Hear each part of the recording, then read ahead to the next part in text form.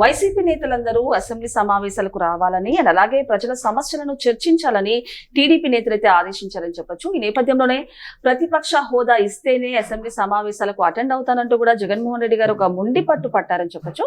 మరి దీని గురించి విశ్లేషించుకోవడానికి మనతో పాటు జనసేన రాష్ట్ర అధికార ప్రతినిధి శ్రీనివాస్ గారు ఇప్పుడు మనతో ఉన్నారు. నమస్తే సార్.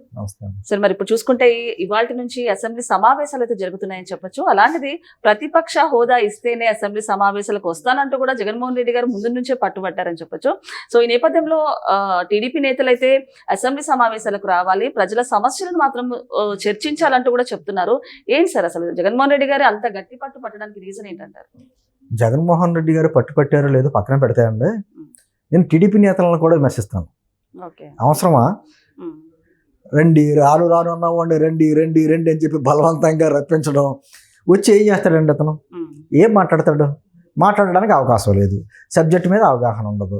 అటు రాని వ్యక్తిని రాను రాను మొర్రో అని అతను అంటే రండి రండి రండి అని చెప్పేసి ఎందుకు అనడం? వదిలేయాలి ఇంకా. ఎందుకంటే నేనేమంటున్నానంటే జగన్మోహన్ రెడ్డి గారికి వ్యవస్థల పట్ల విశ్వాసం లేదు, ప్రజల పట్ల అతనికి నమ్మకం కానీ విధానం కానీ ఏమీ లేదు. ప్రజలు మనం ఎన్నుకున్నది శాసనసభకి వెళ్ళి మాట్లాడాలి అనేటువంటి ఇంగిత జ్ఞానం అంటారు చూసారా, అది లేదు. సబ్జెక్ట్ మీద అవగాహన లేదు. ఒక పక్క నుంచి ఇప్పుడు 11 మంది అలా సభ్యులు ఆ పార్టీకి సంబంధించిన ఎమ్మెల్యేలు, తను వెళ్ళలేదు. పోనీ తను వెనకాలనే పంపించవచ్చుగా, అలా పంపడం. ఇప్పుడు తెలంగాణలో అంతే కదండి, కేసీఆర్ గారు వెళ్ళట్లేదు, పార్టీ వాళ్ళందరూ వెళ్తున్నారుగా, అలా వెళ్ళమంటే అలా వెళ్ళడం. ఏమంటాడు మాట్లాడితే? నాకు ప్రతిపక్ష నేత హోదా ఇస్తేనే వస్తాను, అది కోర్టులో ఉంది కాబట్టి కోర్టు తీర్పు ఇచ్చిన తర్వాత వస్తానంటాడు. కోర్టు ఎందుకు చెప్తుంది? కోర్టుకి ఏ అధికారం ఉంటుంది? ఇప్పుడు ఎవరిని సీఎం చేయాలో, ఎవరిని స్పీకర్ చేయాలో, లేకపోతే ఏంటి అన్నది దానికి ఒక విధానం, దానికి ఒక పద్ధతులు ఉంటాయి. ఆ పద్ధతిలో లేకుండా నన్ను కోర్టు డైరెక్షన్ వేస్తుంది అతనికి. ఇంకొకటి సార్, అంటే ప్రతిపక్ష హోదా ఇస్తేనే నాకు తగిన సమయం దొరుకుతుంది చర్చించడానికి అంటూ కూడా ఆయన డైవర్షన్ పాలిటిక్స్ చేస్తారు. ఇప్పుడు అయ్యన్న పాత్ర గారు చెప్పారు, అసెంబ్లీకి రండి, చక్కగా మీకు ఇవ్వాల్సిన సమయం నేను ఇస్తాను అని చెప్పి అన్నారు. వెళ్ళి ఒకవేళ ఇవ్వకపోతే, ఒకవేళ ఇలా మాట్లాడినప్పుడు మైక్ ఏమైనా కట్ చేసుకుంటా వేస్తే ఒక అవకాశంగా తీసుకుని ప్రజలకు ఇచ్చేయాలి. చూశారు కదా, మేము వెళ్ళాం అసెంబ్లీకి, కనీసం మాట్లాడేటువంటి అవకాశం కూడా మాకు ఇవ్వట్లేదు అని చెప్పేసి అనాలి, బయటికి వెళ్ళిపోవచ్చు. అసలు వెళ్ళింది అది, అసలు వెళ్ళింది అది. నాకు ప్రతిపక్ష నేత హోదా అంటే ఇప్పుడు ఎలా ఉంటుందంటమ్మా, ఇప్పుడు ఈ ఎన్నికలు ఎమ్మెల్యేగా గెలవడం ఇవన్నీ కూడా పరీక్షలు రాజకీయాల్లో. ఆ పరీక్షల్లో ఎవరికి ఓటు ఎక్కువ వస్తే వాళ్ళే ఎమ్మెల్యేగా గెలుస్తారు. ఆ ఎమ్మెల్యేలందరూ కలిసి కూర్చుని ఒక నాయకుడిని ఎన్నుకుంటారు, ఆ నాయకుడిని సీఎం చేస్తారు. తర్వాత అధికార పక్షం అంతా కూర్చుని ఎవరు స్పీకర్ చేయాలో డిసైడ్ చేస్తారు. అదేవిధంగా మరి మెజారిటీ బలం ప్రతిపక్ష హోదాకి రావడానికి తగిన బలం ఏదైతే ఉందో వాళ్ళకి ప్రతిపక్ష నేతగా ఇస్తారు. అది అన్నీ ఒక ప్రొసీజర్. ఇప్పుడు పరీక్షలు రాస్తామమ్మా, పరీక్షలు రాసినప్పుడు 35 మార్కులు వస్తే పాస్ మార్కులు, 50 దాడితే ఒకటి, 70% దాడితే ఒకటి, 90% దాడితే డిస్టింక్షన్, అన్ని లెక్కలు ఉంటాయి. అసలు ఇది పరీక్ష రాయను. ఇప్పుడు స్కూల్కి వెళ్ళే పిల్లోడు నేను పరీక్ష రాయను, దమ్ముంటే పాస్ చేయండి అన్నాడనుకో, అసలు ఏంటది? దానికి అర్థం ఉందా? ఇప్పుడు పరీక్షలు రాసి ఏదైనా మార్కులు సంపాదించుకుంటే అరే కష్టపడుతున్నాడు, ఫోన్లో 2 మార్కులు వేస్తే ఎక్కువ వస్తాయేమో అని ఆలోచిస్తారు. అసలు పరీక్ష రాయను, నాకు డిస్టింక్షన్గా మార్కులు వేయాలంటే ఎవరు వేస్తారు? అలాగే ఉంది జగన్మోహన్ రెడ్డి పరిస్థితి. వచ్చి తాడేపల్లి ప్యాలెస్లో కూర్చొని కూటమి ప్రభుత్వం అలా చేస్తుంది, ఇలా చేస్తుంది, ఇలా చేస్తుంది చెప్పి రకరకాల మాటలు, స్టేట్మెంట్లు అన్నీ చేస్తున్నాం. ఆ చేసేది ఏదో అసెంబ్లీకి చేయాలి కదా, అంటే అది చేయాలి కదా. అప్పుడు అతను క్లారిటీగా చెప్పాడు, నేను అసెంబ్లీకి రాను అని చెప్పాడు. శాసన మండలికి మాత్రం వాళ్ళ మెంబర్స్ని పంపిస్తున్నాను అని చెప్పాడు. ఒకప్పుడు అదే జగన్మోహన్ రెడ్డి శాసన మండలి అంటే డబ్బుకు వృధా, సమయం వృధా, అందుకని శాసన మండలి రద్దు చేయాలని కోరిన వ్యక్తి ఈరోజు శాసన మండలి దిక్కయింది అతనికి. అంటుంది అతను మాటలకి అసలు అర్థాలు లేకుండా ఉన్నాయి. ఈ రోజు అనేక రకాలుగా విషయం చెబుతున్నారు. ఆ విషయం చెబుతుంది అసెంబ్లీకి వచ్చామండి. నేను అంటుంది అది. సరే అన్నట్టు సార్, అంటే ఒకళ్ళు చూసుకుంటే కనుక అమరావతి మునిగిపోతుంది అంటున్నారు, మరొకరు చూసుకుంటే కనుక ఎక్కువ ఖర్చుతోటి అమరావతి వద్దు, ఖర్చు లేని అమరావతి వద్దు అంటున్నారు. అమరావతి గురించే కాదు, అమరావతి విషయంలో రకరకాల స్టాండ్స్ తీసుకున్నారు. ఈ మధ్యలో సజ్జల రామకృష్ణారెడ్డి గారు ఏదో స్టేట్మెంట్ ఇస్తే అతనికి కూడా చేవాట్లు పెట్టాడు జగన్మోహన్ రెడ్డి. ఇవన్నీ మనకు తెలుసు. అమరావతి విషయంలో మొదటి నుంచి వాళ్ళ స్టాండ్ మనకు అర్థమైపోతుంది. అమరావతి రాజధాని నిర్మాణానికి వాళ్ళకి పూర్తి వ్యతిరేకం. వాళ్ళు ఎన్ని రకాలుగా మాట్లాడినా వాళ్ళ మనసులోంచి వచ్చిన మాటలు ఏమీ కాదు. ఖచ్చితంగా అమరావతి రాజధాని నిర్మాణానికి వాళ్ళకి ఇష్టం లేదు, నిర్మాణం అవ్వడం. అలాగే పోలవరం కంప్లీట్ అవ్వకూడదు. ఇప్పుడు అన్ని కంప్లీట్ అయిపోతే చెప్పుకోవడానికి ఏముంది? అందుకని ఏదో రకంగా ఏది కంప్లీట్ అవ్వకూడదు. పారిశ్రామికవేత్తలు మన రాష్ట్రంలో అడుగు పెట్టకూడదు, పరిశ్రమలు పెట్టకూడదు, పీపీపీ మోడల్లో ఏవి కూడా కన్స్ట్రక్షన్ అవ్వకూడదు, అలాగే నిర్మాణాలు సాగుతూ ఉండాలి. వీటన్నిటికీ అతను వ్యతిరేకం. కాబట్టి నేను అంటుంది అది కాదు.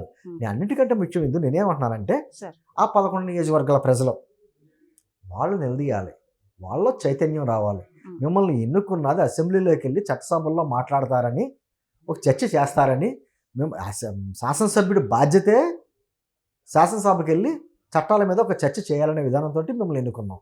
మీరు ఎన్నికైన తర్వాత మీరు తాడేపల్లి ప్యాలెస్లోనూ బెంగళూరు ప్యాలెస్లోనూ పడుకుంటానంటే ఎలా కుదురుద్ది? మీకు అంత ఇష్టం లేకపోతే రాజీనామా చేయండి, మాకు నచ్చిన వ్యక్తిని, మా సమస్యలు మాట్లాడే వ్యక్తిని మేము ఎన్నుకుంటామని చెప్పేసి అని తిరుగుబాటు ప్రజలు రావాలి. అండ్ ఇంకొకటి సార్, జగన్మోహన్ రెడ్డి గారు మినహా మిగతా కొంతమంది వైసీపీ నేతలు అసెంబ్లీకి వెళ్ళడానికి అయితే రెడీ అవుతున్నారని చెప్పొచ్చు. నీకు బొత్స సత్యనారాయణ కూడా కారణం అంటూ, జగన్మోహన్ రెడ్డి గారు అసెంబ్లీ వెళ్ళకపోవడానికి ఆయన కూడా ఒక ప్రధాన కారణం అంటూ కూడా చెప్తున్నారు. అంటే బొత్స సత్యనారాయణ గారు సీనియర్ లీడరు, ఆయన కాంగ్రెస్ పార్టీకి పిసిసి ప్రెసిడెంట్గా చేసిన వ్యక్తి. ఆ పిసిసి ప్రెసిడెంట్గా ఉన్న టైంలో జగన్మోహన్ రెడ్డిని నానా రకాలుగా విమర్శించిన వ్యక్తి.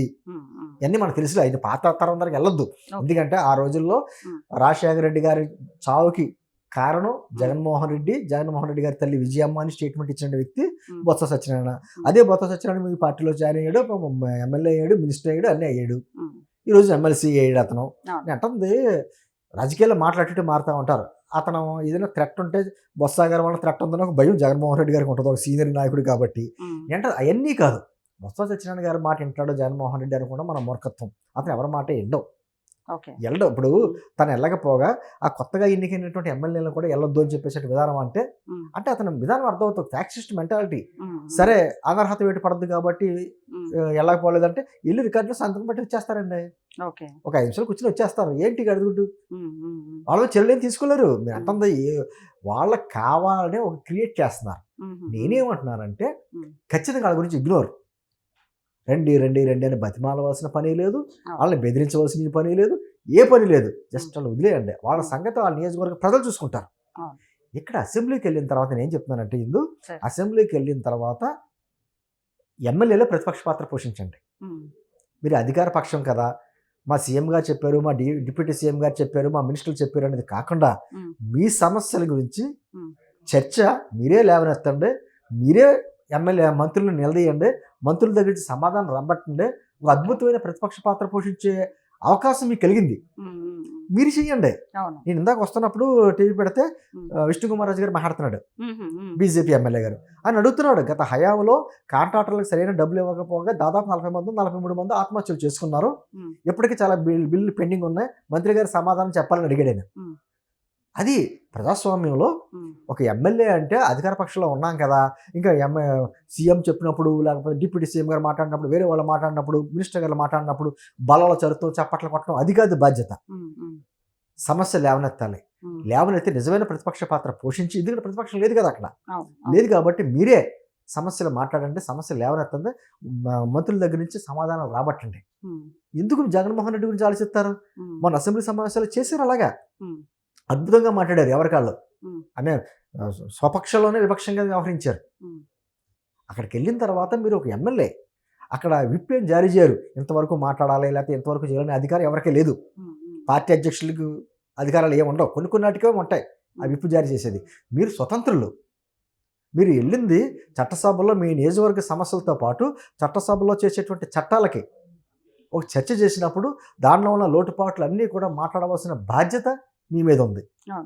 ఆ బాధ్యత నెరవేర్చుకునేటువంటి అవకాశం జగన్మోహన్ రెడ్డి ఇచ్చాడు. నిజంగా ఇప్పుడు నిజంగా జగన్మోహన్ రెడ్డి వచ్చింది ప్రతిపక్షం మాట్లాడుతుంటే ఇక్కడ దానికి కౌంటర్ ఇవ్వడానికి అది సమయం సరిపోయేది. ఇప్పుడు సమయం ఇచ్చాడు జగన్మోహన్ రెడ్డి మనకి. అందుకని ఎమ్మెల్యేలు కావచ్చు, ఎమ్మెల్సీలు కావచ్చు, మీరే ప్రతిపక్ష పాత్ర పోషించండి. మీరు అన్నట్టు సార్, సోషల్ మీడియాలో చూసుకుంటే ఫేక్ ప్రచారాలు మొదలు పెట్టారని చెప్పొచ్చు. అంటే యూరియాకి సంబంధించి కావాలనే స్కేర్సిటీ క్రియేట్ చేసి 300 ఉన్న యూరియా బ్యాగ్ ని 500కి అమ్ముతున్నారు టీడీపీ ప్రభుత్వం అని, అలాగే మెడికల్ కాలేజ్ ని ప్రైవేటీకరణ చేసినారని. ఏంటంటే సార్ ఇప్పుడు నిజంగా మీరే అన్నారు ఫేక్ అని. అది ఏమన్నా ఉంటే ఆ లోటుపాట్లు వచ్చి అసెంబ్లీలో మాట్లాడవలసింది పోయి ఎక్కడో తాడేపల్లి ప్యాలెస్లో కూర్చొని మాట్లాడి అది ఇలా జరుగుతుంది అలా జరుగుతుంది అంటే ఎవరింటారమ్మా? ఇప్పుడు సమాధానం చెప్పాలి కదా. జగన్మోహన్ రెడ్డి గారు ఏమన్నా నాకు తెలిసి అప్పట్లో టీటీడీ సంబంధించి తిరుమల సెట్టింగ్లు వేసుకున్నాడు, అలాగే అసెంబ్లీ సెట్టింగ్ కూడా తాడేపల్లి ప్యాలెస్లో వేసి వాళ్ళే మాట్లాడుకుంటారేమో.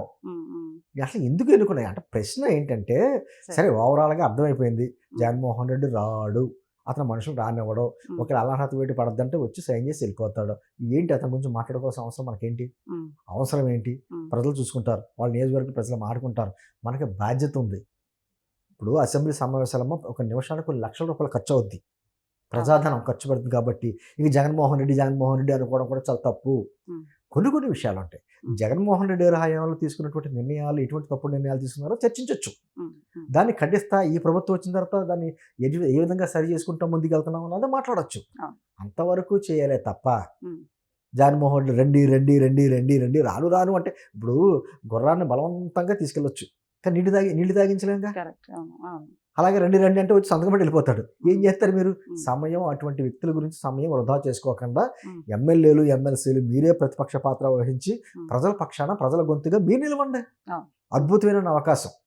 అంతే తప్ప అతన్ని జస్ట్ ఇగ్నోర్ అతను వదిలేస్తే ఆ నియోజకవర్గ ప్రజలు వాళ్ళు చూసుకుంటారు. అలాగే ప్రజల సమస్యలను తీర్చే ఒక మంచి సొల్యూషన్ కూడా అద్భుతమైన అవకాశం. ఇప్పుడు ఎమ్మెల్యేలకు అద్భుతమైన అవకాశం వచ్చింది, వాళ్ళే మాట్లాడచ్చు. మంత్రులు మాట్లాడండి, మంత్రులు సమాధానం చెప్తారు ఏం చేయబోతున్నారు. అలాగే ఈ రోజు దాదాపు 10 ఆర్డినెన్స్ల మీద ఆ చట్టాలుగా రూపొందించే వాటి మీద డిస్కషన్ నడుస్తుంది. మాట్లాడండి, లోటుపాట్లన్నీ మాట్లాడండి, ప్రజలు హర్షిస్తారు. అరే అధికార పక్షానికి చెప్పేసి వాళ్ళకి చప్పట్లు కొట్టే జనం కాదు, నిజమైన ప్రజాపక్షం వీళ్ళు మా గొంతుగా మాట్లాడుతున్నారు అనేటువంటి అద్భుతమైన అవకాశం. అది అవకాశం సద్వినియోగం చేసుకోమంటున్నాను. ఎక్కడితో వదిలేసి ఇంకా జగన్మోహన్ రెడ్డి అడిగే విధానం కూడా కరెక్ట్ కానిదని నా అభిప్రాయం. ఓకే సార్, నమస్తే.